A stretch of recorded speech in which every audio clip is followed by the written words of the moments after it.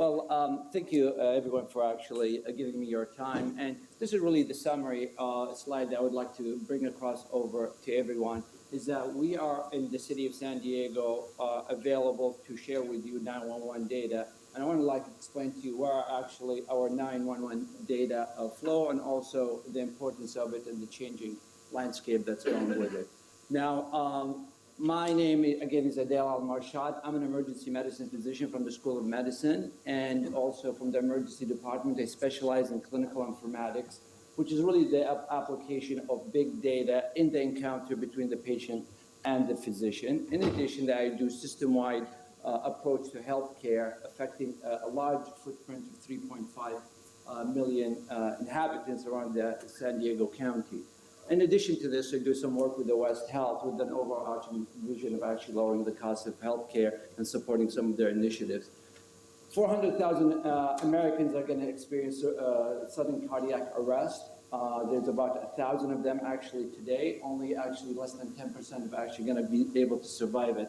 So in emergency medicine, time is of the essence. The time you contact 911 and the chances of your survivability goes in a way where you have actually within the first minute, you have 50% chance of surviving if you're actually able to get to the patient with cardiac resuscitation maneuvers, defibrillation, applying electricity, giving meds, and also if you can actually go ahead and deliver the shock with the defibrillator to the patient. So how do we actually be real time and bring our abilities to the patient's bedside? Healthcare 911 is over 100 million Americans actually present to the emergency department every year. And a large portion of these patients are actually the marginalized patients in society. This is actually as an expose that featured the city of San Diego, and they're dealing with the 911 as the access to healthcare. About 25%, less than 25%, between 15% to 25%, actually access the emergency department by picking up a 911 and calling us, and then our ambulances and fire engines will go and pick up the patient. One of the issues where we're facing is that 70% now of these calls are actually being placed from wireless devices, so pinpointing exactly where the location of this patient becoming an issue compared to what happened about 10 years ago. So the purpose of 911 is to really provide one single point of contact for all emergencies. This is the Emergency Medical Dispatch, EMD. And unfortunately, until this point in time in the advancement of emergency care, our interaction with our patients is just based on actually getting some information, verbal information, and basing our response to that acuity of the patients based on just simple data points, where we can actually integrate more data sources such as Kevin's work with the Delphi Project.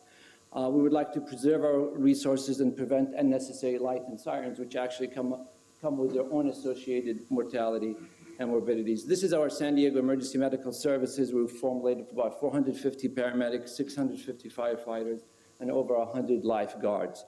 We operate in a regional care system, and that involves trauma, heart attacks, strokes, and in addition, we have a famous trauma system in the city of the county of San Diego that divides the area among different hospitals.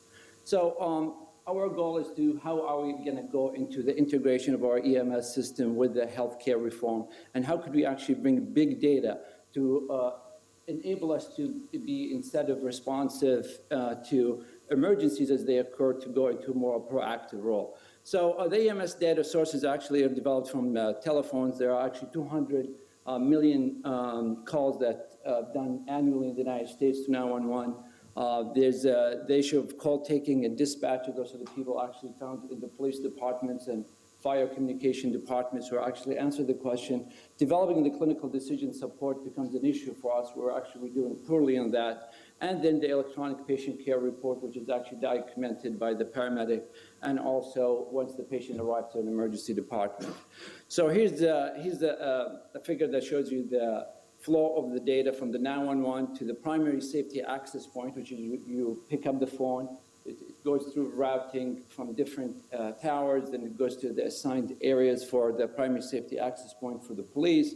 From there, it goes to the fire department, and from that point on to gets dispatched to an emergency vehicle.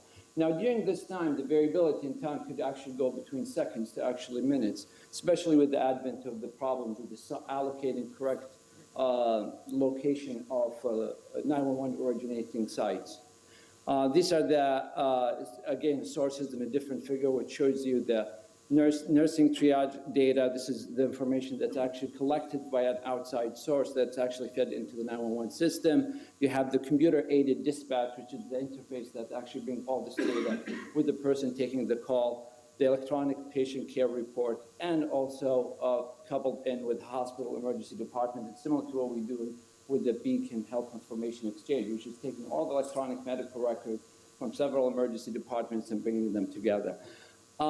Let me just move a little bit more from different slides. This is just showing us the difficulty that we're facing in actually matching our acuity to our patient need, and we're actually doing poorly. Only 80% of the patient would require light and sirens, but we're actually erring on the side of over triaging our patients. So we have actually about 1.3 million residents. We have over 1 million medical records that are available to do research in 911 data. And this is some of the projects that we've actually been able to develop some descriptive data around the patients and kind of say who are actually our super utilizers and how could we actually build up interventions for them prior to them presenting to the emergency department.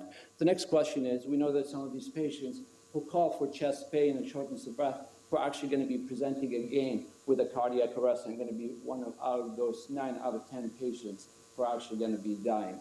So this is an open call for us to collaborate and also move into using the data we have to allow 911 to be on the proactive end and help save lives. That's about it. Thank you.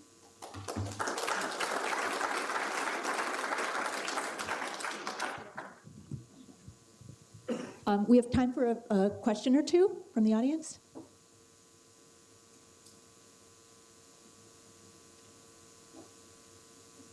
Well,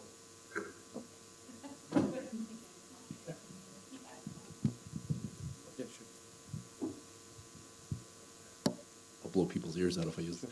So, I mean, basically, this is such a question, but what, in terms of improving the kind of transferability or the communications that are going to the ED from the patient record that's not included in that encounter, and I can give you an example of this. We had a cohort of patients that actually had bipolar mood disorder on their preliminary diagnosis for their PCP. So then when we actually followed them at the ED when they presented 30 days later, that doesn't land up being on their diagnosis record and intake. So is that part of this goal is also just communicate better with the health records data that they have that we're not seeing when they show up at the ER? Absolutely, absolutely. I mean, what you hit on is a big problem that we're facing here in the county of San Diego, which is a lot of our patients who have life-threatening illnesses, say a blood level of a certain medication that the patient would present to us unconscious that would actually change their management. We don't usually have that information. And that could actually change the triage destination of the patient. What I mean by that, your odds of actually surviving a traumatic event is 1 out of, it's 25% less if you go to the wrong hospital. So that is an information that we're integrating. And also similar to what Kevin talked about integrating the health information exchange, this is one of the avenues that we want to bring in. What we're really lacking in is building those models that would enable us to predict where the next emergency will happen. Did I hear you correctly in the beginning that you could make this data available to us? Correct. Okay, and what information would we get, and how much data are we talking about? You have from our emergency department, we have over 10 years of data, and that's an annual visits of close to 60,000 a year. So you can look at 600,000 records. Now, obviously, this has to go through an institutional review board and go through multiple exclusions and inclusion criteria prior to kind of granting the permission, something that I'll be more than happy to assist you with. And from the EMS and computer-aided dispatch data, we have at that level of detail with the electronic patient care report, which is the encounter with the patient, we have close to about 6 years. Okay, and another question, do you know, is there any way to get this data on a national level? I know you just represent San Diego, Sure. but... I don't know the answer for that, but I'll look into it. Sure, Kevin. Last question. Sorry, it's more a comment. Great talk, Michael. It bears restating, we have an enormous opportunity here in San Diego with this type of initiative, with these other things that are going on, to do things that cannot be done in other areas. So I think if we're talking about big data initiatives that relate to health, the leveraging, just based on your question, leveraging these 911 data against pharmaceutical data, against genomic data, against other kinds of things is actually extremely possible here in San Diego. I know very few communities who have this level of penetration and level of visionary leadership on the part of just the right people who can make this happen. So this is potentially a thematic area for us to be talking about in the future. No, thank you, Kevin.